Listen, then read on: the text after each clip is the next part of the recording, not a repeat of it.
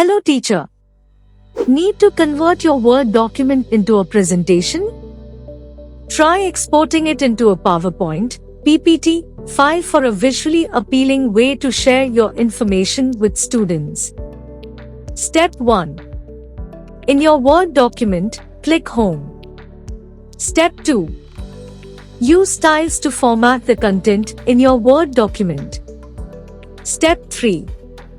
Highlight the content you want to use as a slide title and select heading 1 in Styles.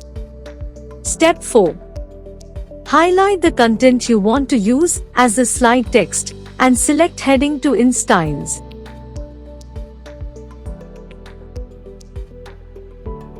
Step 5.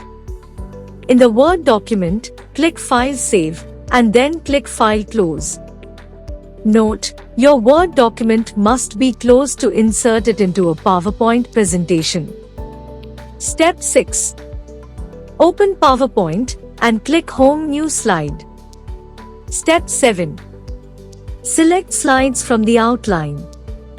Step 8. Find and select the Word document in the Insert Outline dialog box and click Insert.